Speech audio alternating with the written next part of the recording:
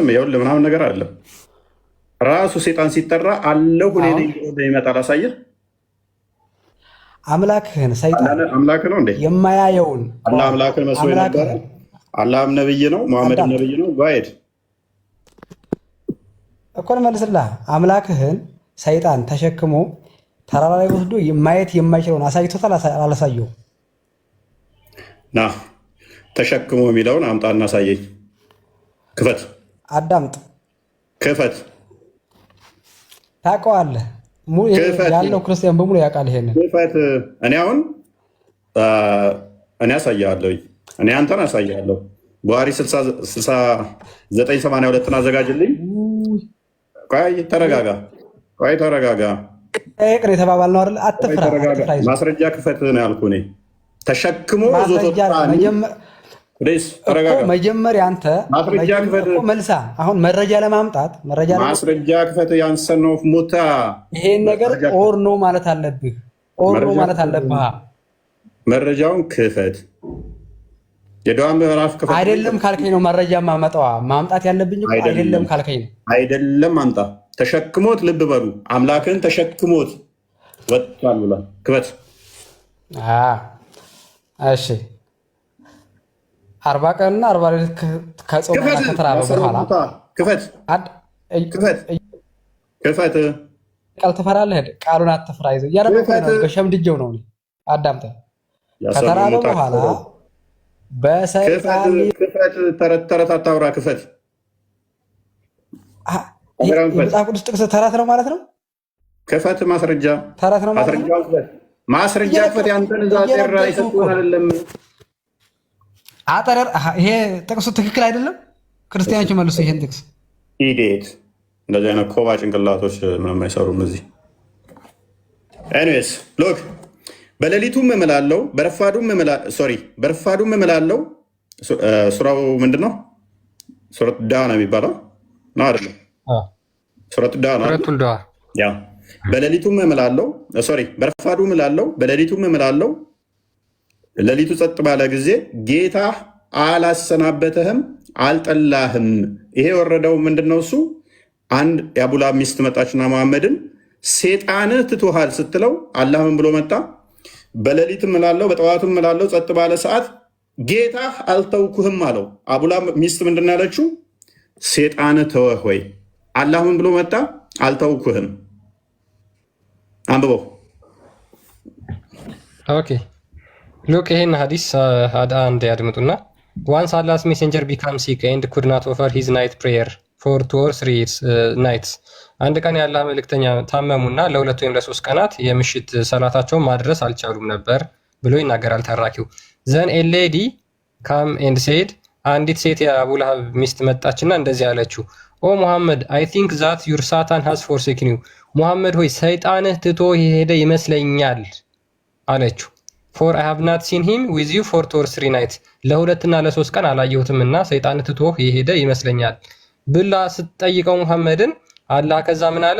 በረፋዱ እምላለሁ በሌሊቱም ጸጥ ባለው ጊዜ ጌታ አላሰናበተህም አልጠላህምም ብሎ መገለጥ አወረደለት። ሎክ ሴጣን ማለት ይሄ ነው። ሴጣን ማለት ይሄ ነው። አላህ ራሱ ሴጣን ነው። ሴጣን ያሰቃየዋል፣ ከሴጣን ጋር ያወራል፣ ከሴጣን ጋር ጓደኛ ይሆናል። አይደለም አላህ ራሱ ሴጣን ነው።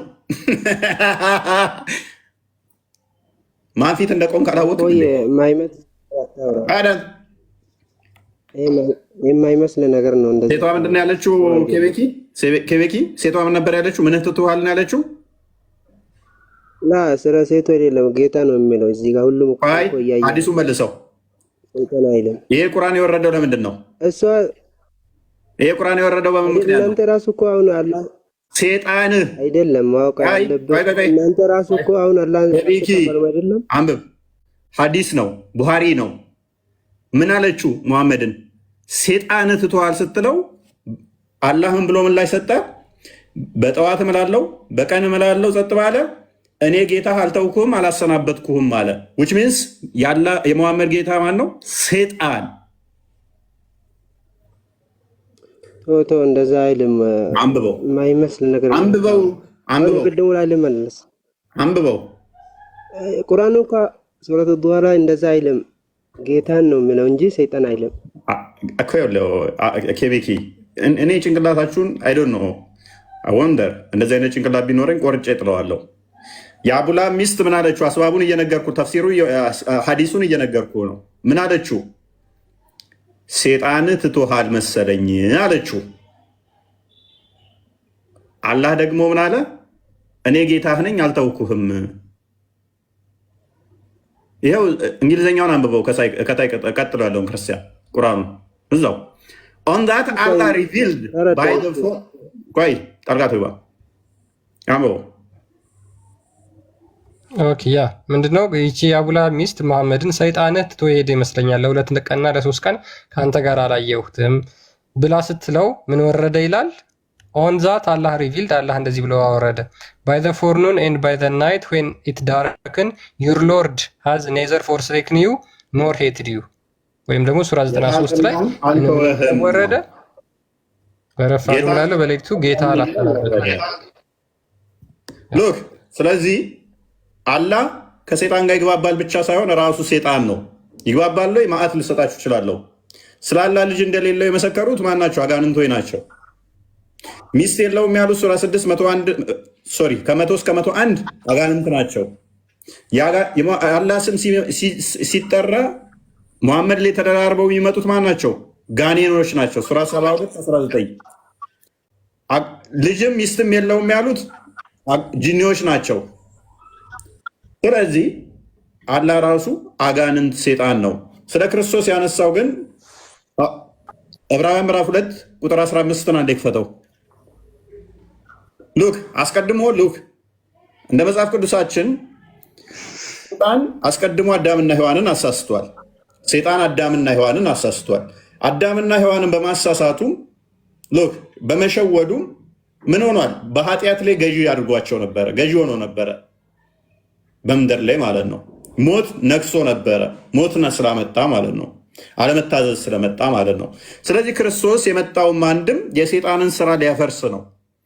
እንግዲህ ልጆቹ በስጋና በደም ስለሚካፈሉ እርሱ ደግሞ በሞት ላይ ስልጣን ያለውን በሞት እንዲሽር ክርስቶስ በሞት ላይ ስልጣን ያለውን በሞት ላይ ገዢ ሆኖ ነበር ሴጣን ዲያብሎስ። ሰዎች እየተሳሳቱ ስለነበረ ያንን ስህተትን እያስቀጠለ ሴጣን የበላይ ሆኖ ገዢ ሆኖ ነበረ። ስለዚህ በሞት ላይ ስልጣን ያለውን በሞት እንዲሽር እንዲደመስስ አላሚት አርጋ እንዲደመስስ እንዲሽር ይኸውም ዲያብሎስ ነው። በሕይወታቸውም ሁሉ ስለ ሞት ፍርሃት በባርነት የታሰሩ የነበሩትን ሁሉ ነፃ እንዲያወጣ በስጋና በደም እንዲሁ ተካፈለ። በስጋና በደም ምን አለ? እንዲሁ ተካፈለ። ለምን? በሞት ላይ ስልጣን ያለውን ዲያብሎስን የሚፈታተነንን አንቆ የሚይዘንን እሱን ድል ለመንሳት 40 ቀን 40 ሌሊት ጾመና ይህንን ፈተና በስጋ ተቀበለ፣ በፍቃዱ ማለት ነው። ሉቃስ ወንጌል ምዕራፍ 4 ላይ ክፈተውና ከዛ በኋላ ፈተናውን ድል አድርጎ አጋንንት ምን ብለው እንደሚንቀጠቀጡ በስሙ አጋንንት እንዴት እንደሚወጡ ክፈትና እንዲያሳያችሁ ሉቃስ ወንጌል ምዕራፍ 4 ላይ ወደ ከፈተናው በኋላ ያለውን እሺ እሱ በምኩራባቸው ያስተምራቸው ጀመር። ከዚህ በኋላ እሺ ወደ ምኩራብም ገቡ። የናዝሬቱ መጣ በሰንበት ቀን ምናምን እያለ ከፍ አድርገው ትንሽ መጽሐፍም ጠቅልለው ሰጡት። ልታጠፋ መጣ ምናምን እያሉ የሚሉበትን ፓርት አንብበው አንዴ። ሶሪ ወይንም ተዛ ቀጣይ ሉቃስ ወንጌል ምዕራፍ 10 አንብበው። ያ በምኩራብም የርኩስ ጋኔን መንፈስ ያደረበት ሰው ነበረ፣ በታላቅ ድምፅም ጮኸ ይላል። ከክርስቶስ ከተፈተነ በኋላ ማለት ነው። በምኩራብም የርኩስ ጋኔን መንፈስ ያደረበት ሰው ነበረ፣ በታላቅ ድምፅም ጮኸ፣ ተው የናዝሬቱ ኢየሱስ ሆይ ከአንተ ጋር ምን አለን? ልታጠፋን መጣህን? ማን እንደሆን ካውቄአለሁ፣ አንተ የእግዚአብሔር ቅዱሱ አለ። ማን ነው የሚለው? ይሄ አጋንንቱ ማለት ነው። ኢየሱስም ዝም በል ከእርሱ ውጣ ብሎ ገሰጸው። ጋኔኑም በመካከላቸው ጥሎት ሳይጎዳው ከእርሱ ወጣ ብሎ ይናገራል። ስለዚህ ክርስቶስ ምን አደረገ? በስጋ ያንን የኛን ፈተና ተፈተነና ምን አደረገ? አጋንንቱን አቀረበውና ሰይጣኑን አቅርቦ ከዛ በኋላ ያን በእኛ ላይ ሰልጥኖ የነበረውን ዲያብሎስ ምን አደረገው ማለት ነው? ኃይሉን እንደዚህ ያደቀቀው፣ የበላይነት ለእኛ ሰጠን ማለት ነው ወዲያው። ከዛ ቁጥር ምዕራፍ 10 እንደ ክፈተው ለሰባዎቹ አርድእቶች ከዛ አርድእቶች ምን ይሰጣቸዋል? ስልጣን ይሰጣቸዋል። አጋንንትን የማስወጣት በክርስቶስ ስም እንኳን አጋንንት እንዲያስወጡ ስልጣን ሰጣቸው። የክርስቶስ ስም አጋንንትን የሚያርበተብት የሚንድ ሆነ። አላህ ሲጠራስ አጋንንቶች ድርብርብ ነው እያሉ ድምፅ እያሰሙ ይመጡብሃል ማለት ነው፣ ይሰፍሩብሃል። ኢብን ከሲር እንደዛ የሚለው ሱራ 72 ቁጥር 19 በፈሰረበት ላይ አጋንንት በላዩ ላይ ድርብርብ ሆነው ቀረቡበት፣ ተከመሩበት ነው የሚለው። ሰባውን በደስታ ተመለሱ። ጌታ ሆይ አጋንንትስ እንኳ በስምህ ተገዙልን ተገዝተውልናል አሉት። አጋንንት እንኳን በታላቁ ትእዛዝ። በኋላ ግን በማርቆስ ወንጌል ምዕራፍ 16 ቁጥር 17 ጀምሮ ይህንን ስልጣን ደግሞ ለአማኞች ይሰጠዋል ማለት ነው። ወደ ቶፒኩ መልሰው ክርስቲያን በቂ ይመስለኛል፣ ግልጽ ይመስለኛል። ስለዚህ ክርስቶስ በስጋ ተጠመቀ። ከተጠመቀ በኋላ በመንፈስ ቅዱስ ወደ ምድረ በዳ ራሱ ሄዷል። አጋንንት ተሸክሞ ምናምን የሚለው የራሱ ተረት ተረት ነው። ዳያሎግ ከፈለከ ግን የቁርአን ላይ ልሰጥ እችላለሁ። ሱራ 15 ላይ ሰፊ ዳያሎግ አለ። አጋንንት አላህን እንዴት ዳያሎግ እንዳደረገው እና አጋንንት አላህን እንዴት እንደጣለውም እሰጥሃለሁ ከፈለክ። አጋንንት አላህን እንዴት እንዳጭበረበረውም እሰጥሃለሁ ከፈለክ። እሱ ፖይንት ሳይሆን ዋናው ግን አላህ ራሱ አጋንንት መሆን ማሳየት በቂ ስለሆነ ሱረት ዳሃ ላይ ያለው ወሳኝ ነገር ስለሆነ ሴጣን ተብሎ ሲጠራ እኔ ነኝ ብሎ አላህ ምን ላይ ስለሚሰጥ እኔ ለምሳሌ እዚህ ውስጥ ኤደን ተብሎ ቢጠራ ክርስቲያን አቤት እንደማይል እርግጠኛ ነኝ። እዚህ ጋር ኤደን የምትባል ልጅ ስላለች ማለት ነው። ቆስጠንጢኖስ ብዬ ብጣራ አላህ ኢዝ ዊዝ ሚ ምናምን አቤት ብላ አትልም። ምክንያቱም ስሟ ቆስጠንጢኖስ ስላልሆነ። ሴጣን ተወህ ወይ ሲባል ግን አላህ አለሁ ብሎ መጣ ማለት ነው። ውሽዝ ስሙ ነው ማለት ነው።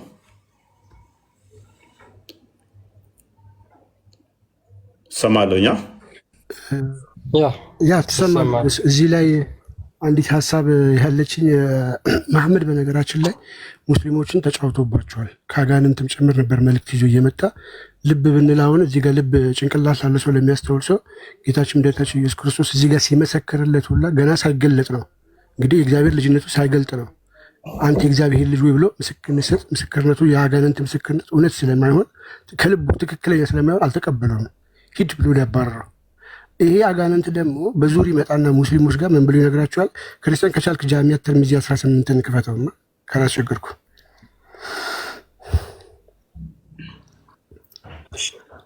ጃሚያ ተርሚዚ 18 ላይ መሐመድ ለሙስሊሞች የሚላቸው ነገር አለ።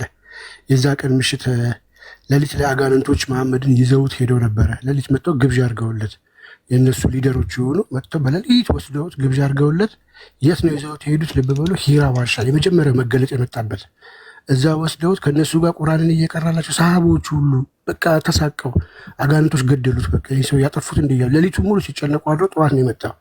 የዛን ሰዓት ላይ ነው ምን ይላል? አንበበው ክርስቲያን ያ ምን ይላል? አላስ ሜሴንጀር ሴድ የአላህ መልእክተኛ እንደተናገረው ዶንት ፐርፎርም ስቲንጃ ዊዝ ደንግ ኦር ዊዝ ቦን፣ በአጥንት ወይንም ደግሞ በኩመት አትጸዳዱ። ፎር ኢንዲድ ኢት ኢዝ ዘ ፕሮቪዥን ኦፍ ዩር ብራዘርስ አማንግ ዘ ጂን፣ እሱ ከጂኒ የሆኑ ወንድሞቻችሁ የሚመገቡት ምግብ ነው። ያ ወንድሞቻችሁ ብሎ ጂኒዎቹን ኢማጂን የሰው ልጅን ወንድም ያይሉ ሙስሊሞች እስላም ያሉ ሰው ወንድሜ ብሎ ራሱ ያጠሩ እና አንዷም አስደንግጣኛለች። ላይቭ ላይ መጣ እናቴንም ቢሆን አይደለም ብላለች። ስለዚህ ይሄ ወንድሜ ብሎ ማይጠሩት ይሄንን ደግሞ የጂኒዎች ምግብ ነው ብሎ የነገራቸው አጥንትና ኩበትን ማን ነው? አላህ አይደለም፣ አጋንንቶች ናቸው። አጋንንቶቹ ራሳቸው የታለ ማስረጃው ከተባለ አንድ ሁለት ማስረጃ አስቸግራለሁ። ክርስቲያንዬ ሱናን አቢ ዳውድ 39ንም ድገመልኝ። ሱናን አቢ ዳውድ 39ንና ሳያል ቡኻሪ 3275 እንትን ብለን ጨረሳለሁ። ኦኬ A deputation of the jinn came to the prophet and said, O Muhammad, forbid your coming opportunity to cleanse themselves with bone or dung or charcoal, for in them Allah has provided sustenance for us. So the prophet forbade them to do so. ከጂኒዎች መጡና ለሙሐመድ ህዝቦችን ኡማዎችን በአጥንትና በከሰል እንዲሁም ደግሞ በኩበት እንዳይጸዳዱ ከልክላቸው፣ ምክንያቱም እሱ አላህ ለኛ የሰጠን ምግብ ነው ብለው ጂኒዎቹ ሙሐመድን ይጠይቁታል። ሙሐመድም ሄዶ ተከታዮቹ እንዳይሰጠን አላህ የሰጠን ብለው ይነገሩት አይደለ? ያ አላህ የሰጠን ያሉት ኢማጂን አላህ ሰጠን ብለው ነጋሪዎቹ ማንዳቸው ጂኒዎቹ፣ አላህ ራሱ አይደለም የነገረው። ቀጥታ አጋንንቶቹ ንግግር ተቀብሎ መጥቶ ጅብሪል መጥቶ የነገረው አላህም አይደለም። አጋንንቶቹ አምኗቸው ሰምቷቸው ተቀብሏቸው ለህዝቦቹ መጥቶ የወንድማችሁ የአጋንንት ምግብ ነውና በኩበትና በእንትን መጸዳጃችሁ ወይ ደግሞ ካካ ስትሉ አትጠቀሙ የወንድሞቻችሁ ብሎ ነገራቸው። ይህንን ተቀብለው ሙስሊሞች አሜን ብለው ተቀብለው የሰው ልጅ ወንድም ያሉ ኢማጂን ሙስሊም ያልሆነ ሰው አጋንንትን ግን ወንድሜ እህት ይላሉ። አልፎም ተርፎ ግብረ ሥጋ ግንኙነት ያደርጋሉ። ቡሃሪ 3275 ላይ ደግሞ እንደዚሁ ይሄ አጋንንት ነው። ይሄ አጋንንት ማውጫን ደግሞ ምክር የሰጣቸው ዋና ግን ለነገራቸው የፈለግኩት ምስክር ምንድነው እዚች ጋር መጥቶ አጋንንት ምንድን ያላቸው ቅድም ሲያሳያችሁ የእግዚአብሔር ልጅ ኢማጂን የእግዚአብሔር ልጅ እንግዲህ የእግዚአብሔር ልጅ ያ እውነተኛው አምላክ ኢየሱስ ክርስቶስ የመጣበት ዓላማው ምንድን ነው ከተባለ ዮሐንስ አንደኛ ዮሐንስ ምዕራፍ 3 ቁጥር 9 ላይ ይቅርታ ክርስቲያኖች እቺን ብቻ ምን ይላል? ኢየሱስ ክርስቶስ በስጋ የተገለጠው የመጣው የእግዚአብሔር ልጅ የመጣው የአጋንንትን ስራ ሊያፈርስበት ነው።